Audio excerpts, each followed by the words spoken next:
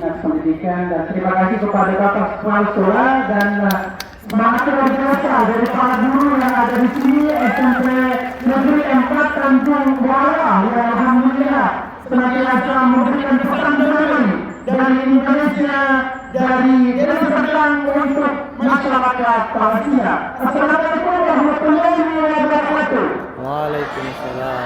Dan selamat pagi. Ya, selamat pagi.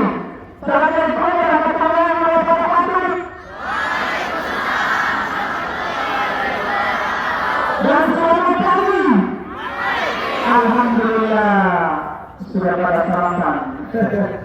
Ya, teman-teman, perkenalkan nama saya Bang Unim, warga negara Indonesia yang alhamdulillah menetap di jalur Gaza. Ya, saat ini teman-teman melihat bagaimana terjadi pembantaian.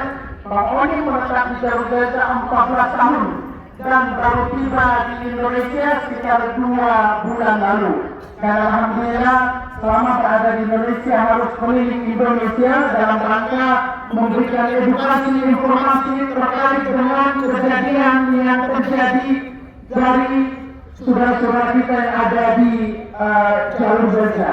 Dan tentunya kita berada di sini di halaman sekolah yang kita cintai bersama dengan Bapak Kepala Sekolah dan Ibu Guru, Bapak Guru yang ada di sini. Tentunya para pembimbing yang ada di sini mengajarkan kepada kita, siswa dan siswi, untuk memiliki rasa kemanusiaan yang tentunya kita tidak akan menerima jika ada sebuah negara yang menerima penderitaan serta dibantai dan dibunuh oleh Zionis Israel. Tentunya sebagai agama Muslim kami pun menolak apa yang terjadi pembantaian terhadap warga sipil, dan saya yakin agama lain, Kristen, Buddha, Protestan pun tidak akan menerima akan terjadinya pembantaian terhadap bayi, wanita, warga sipil yang ada di jalur Gaza. Tentunya pada kesempatan ini saya ingin mempertegas kepada siswa-siswi yang ada di sini bahwa kita memberikan dukungan kepada Palestina. Yang pertama harus kita pahami kenapa kita memberikan dukungan kepada Palestina. Pilar yang pertama, sebelum Indonesia meraih kemerdekaan yang alhamdulillah saat ini kita sudah merdeka lebih dari 77 tahun. Jangan pernah lupa ada sebuah negara yang berani, yang pernah memberikan dukungan tidak ada dalam bentuk moral, tetapi memberikan dalam bentuk materi, harta mereka dan juga waktu mereka untuk kemerdekaan Negara Kesatuan Republik Indonesia. Siapa mereka? Mereka adalah masyarakat Palestina, warga Gaza yang saat ini dibantai oleh Zionis. Otomatis dengan adanya dukungan dari masyarakat Palestina, elemen bangsa Indonesia, baik Muslim maupun non-Muslim, masih punya hutang budi terhadap masyarakat Palestina. Karena di Palestina tidak hanya Muslimin, akan tetapi juga non-Muslim pun ada di Palestina. Pilar yang kedua, kita memberikan dukungan kepada masyarakat Palestina ini adalah dalam setiap hari masuk sekolah, terus kita diajarkan oleh Bapak Kepala Sekolah, oleh para guru kita, oleh orang tua kita, baik TK maupun universitas, selalu digaungkan, diingatkan bahwa isu Palestina adalah amanah konstitusi, bahwa penjajahan di atas dunia harus dihapuskan karena tidak sesuai dengan pri kemanusiaan dan pri keadilan. Tentunya amanah konstitusi Undang-Undang Dasar ini sangat kita pahami, yang mana sudah lebih dari 75 tahun masyarakat Palestina di bawah penjajahan. Sudah lebih dari 75 tahun masyarakat Palestina, khususnya warga Gaza, krisis kemanusiaan. Sudah 75 tahun warga Gaza dan Palestina tidak mendapatkan keadilan. Dengan demikian kita hadir di sini sebagai implementasi, sebagai bentuk mengimplementasikan amanah konstitusi Undang-Undang Dasar 1945. Pilar yang keempat, kenapa kita hadir di sini dalam memberikan dukungan bagi saudara-saudara kita di Palestina, bahwa isu Palestina adalah isu kemanusiaan. Hak belum dilandas, hubungan antar manusia, yang mana mereka juga manusia, kita manusia, mereka merasakan penderitaan. Tentunya kalau kita di pihak mereka merasakan penderitaan, terus ada negara yang cuek dan tidak peduli, otomatis kita akan merasa sedih sebagai manusia, tentunya akan iri sebagai tentunya manusiawi. Dengan demikian, isu Palestina adalah isu kemanusiaan. Dan yang keempat, bagi kami Muslim, isu Palestina adalah isu yang dianjurkan, diwajibkan tidak hanya sesama Muslim, akan tetapi ini menjadi anjuran agama. Innamal mu'minuna ikhwan. Bahwa ada sebuah masjid yang sangat kita sakralkan di muka bumi ini yang pernah dijadikan kiblat pertama Islam dunia, yaitu yang kita kenal dengan Masjidil Aqsal Mubarak. Hampir setiap tahun kami sebagai Muslim pasti mengadakan yang namanya Isra wal Mi'raj, mukjizat perjalanan baginda kita Nabi Muhammad SAW tinggal landasnya dari Baitul Maqdis, Yerusalem alias Al-Quds. Terbukanya pintu dari bumi ke langit adanya di mana? Bukan di Makkah Madinah, akan tetapi di Baitul Maqdis di tanah Palestina. Bahkan dalam surat Al-Isra kita sering membaca pada saat Isra wal Mi'raj, Bismillahirrahmanirrahim. Subhanalladzi asra bi 'abdihi lailan minal masjidil haram ilal masjidil aqsal ladzi barakna hawlahu.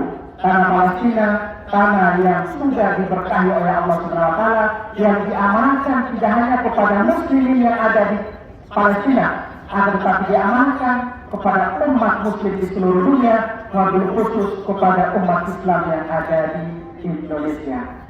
Yang terjadi di jalur Gaza saat ini murni genosida, murni pembantaian, murni pembunuhan, dan juga murni pembersihan etnis. Kalau kita berbicara tentang pembersihan etnis, yang dibunuh oleh Zionis tidak hanya Muslim, yang dibunuh Zionis Muslim, yang dibunuh Zionis Kristen, yang dibunuh Zionis adalah Yahudi pro perdamaian. Kita harus membedakan antara Zionis dan Yahudi. Zionis adalah sebuah perkumpulan komunitas entitas yang mana tadinya mereka tidak berada di Palestina, mereka berada di Inggris Raya, di Amerika, di Eropa, dan di Exodus, di imigrasi alias apa? Diungsikan ke tanah Palestina yang dipimpin oleh Benyamin Netanyahu. Yang tugas dari Zionis ini adalah menghancurkan, merampas, memperkosa, membunuh masyarakat Palestina, tidak hanya Muslim, Kristen pun dibantai. Dengan demikian harus membedakan antara Zionis dan Yahudi. Yahudi itu mereka ada yang masih cinta perdamaian pro Palestina dan juga memperjuangkan kemerdekaan Palestina, yang pun dijadikan sebagai target pembunuhan dan pemukulan yang dilakukan oleh Zionis Israel. Jadi saat ini yang dijadikan target oleh Zionis tidak hanya lebih dari 150 masjid, akan tetapi yang ditargetkan oleh Zionis di jalur Gaza 3 gereja tertua di dunia, itu pun dirata-ratakan oleh Zionis. Dan paling sadisnya lagi, mereka melaksanakan gereja di dalamnya ada saudara-saudara kita, yaitu orang Kristen yang ada di jalur Gaza.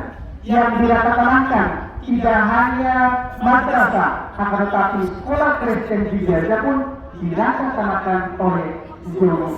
Yang dibunuh tidak hanya muslimin, akan tetapi orang Kristen di Gaza pun dibunuh oleh Zionis. Ini yang realita dan menginstansikan sendiri.